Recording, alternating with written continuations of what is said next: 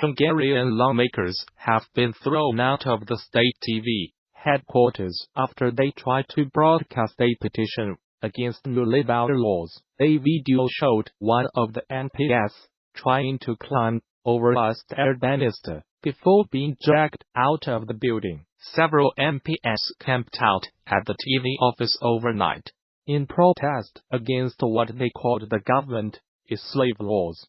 New rules mean companies can demand up to 400 hours of overtime a year on delay payment for it for 3 years. Hungary has seen 5 days of street protests against the reforms, with about 10,000 people rallying in Budapest on Sunday. Such demonstrations are rare in Hungary, where Prime Minister Viktor Orban's policies enjoy widespread support, despite repeated condemnation from other EU nations. The government says the labor reform will benefit workers as well as companies who need to fill a labor shortage. About a dozen opposition lawmakers spent the night at the offices of Hungary's main news channel, MTVA, trying to get a list of demands broadcast on air. On Monday morning, independent MPs Ghetashiu and Atos Hadhazi tried to circumvent guards and were wrestled out of the building. Ms. Shiu streamed the incident live on Facebook since they were ejected. Other opposition MPs have taken their places inside the building, and the standoff continues. The BBC's Nick Thorpe reports from Budapest. Meanwhile, anti-government protests have continued outside the office. The protests have been led by trade unionists and students. They have demanded that the new labor law be withdrawn and called for an independent judiciary, independent public media, and for Hungary to join the EU Public Prosecutor's office. One protester, student Lakux Hayes, described the new labor law as involuntary overtime.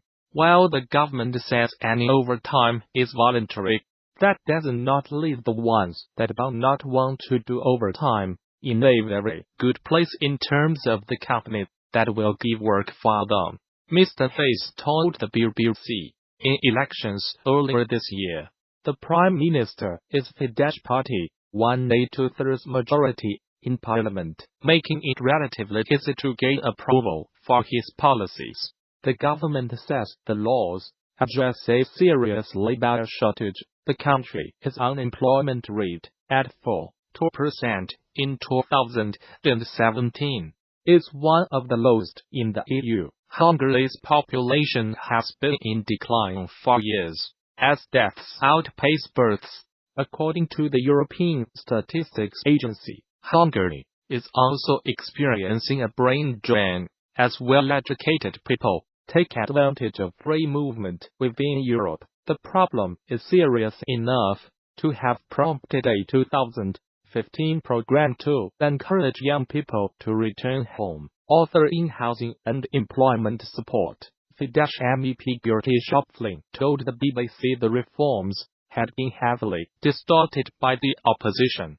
There was no coercion involved in working overtime, and workers would be paid monthly, not in 3 years, he said. The governing Fidesz party has said the protests are the work of foreign mercenary state by Hungarian-born billionaire George Soros. Mr. Soros denies this, and says the Hungarian authorities are using him as a scapegoat.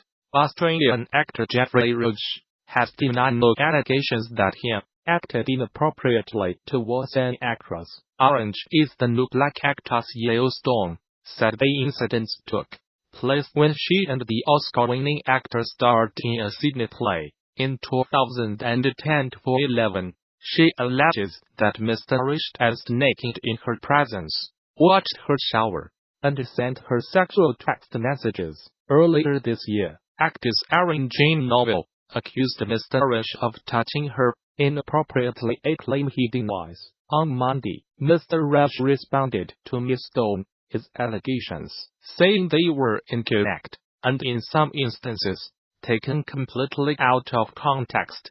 Clearly Yale has been upset on occasion.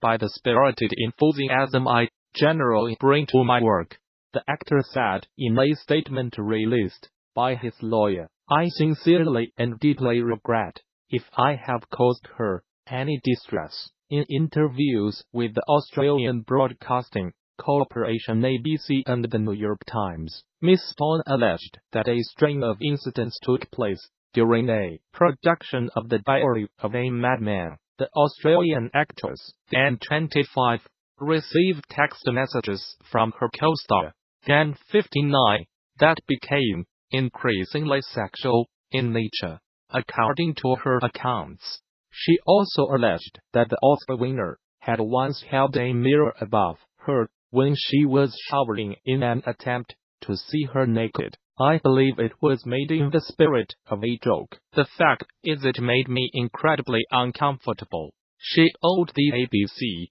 Ms. Stone said she did not complain at the time because she feared it would harm her career. "There was no part of my brain considering speaking to anyone in any official capacity.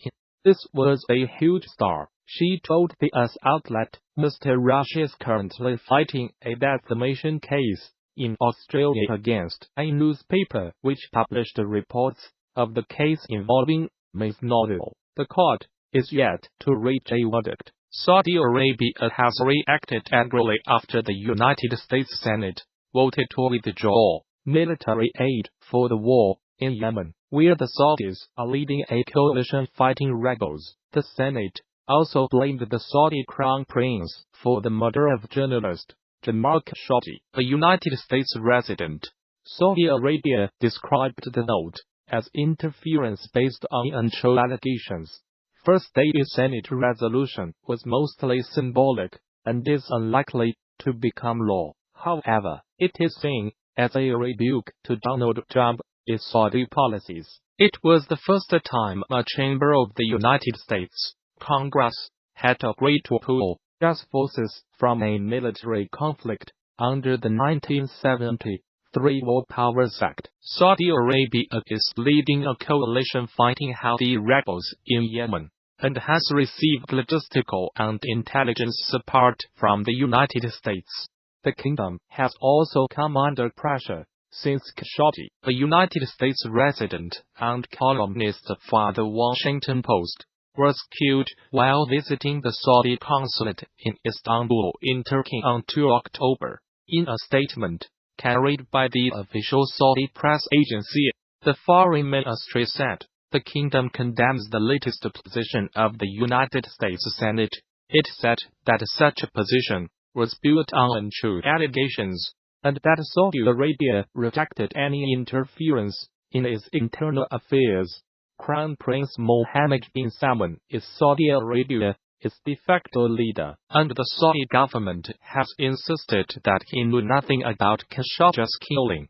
The kingdom has previously asserted that the murder of Saudi citizen Jamal Khashoggi is a deplorable crime that does not reflect the kingdom's policy nor its institutions, and reaffirms its rejection of any attempts to take the case out of the path of justice in the kingdom. The foreign ministry said the United States has so far not publicly responded to the Saudi statement. A non-binding resolution called upon Mr. Trump to remove all its forces engaging in hostilities in Yemen, except for those combating Islamist extremists. Some of President Trump's fellow Republicans defied him to pass the measure with Democrats by Subtract 41. The US suspended refueling Saudi warplanes last month, and Thursday's resolution, if it were ultimately passed into law, would prohibit that practice from resuming. The Senate then unanimously passed a resolution blaming the Saudi crown prince for Khashoggi's murder, and insisting that the kingdom hold accountable those responsible. Saudi Arabia's public prosecutor has said Khashoggi was killed on the orders of a rogue intelligence officer. Turkish officials, however, say they have evidence, including gruesome audio recordings, that the journalist was killed by a team of Saudi agents on orders that came from the highest levels. His body has not yet been found. Please upgrade your browser to view this content. As media have said, the CIA believes the Saudi crown prince ordered his killing. However, President Trump has dismissed the report, saying the CIA had not drawn firm conclusions. President Trump has vowed to veto the measures, and they are unlikely at present to pass the House of Representatives, which on Wednesday blocked a vote on the matter. But independent Senator Bernie Sanders, who co-sponsored the measures, said he expected the resolutions to succeed once Democrats formally take over control of the House in January. Following their midterm elections victory, the Trump administration had argued the bill on Yemen would undercut their support for the Saudi-led coalition against the Iranian-backed Houthi rebels.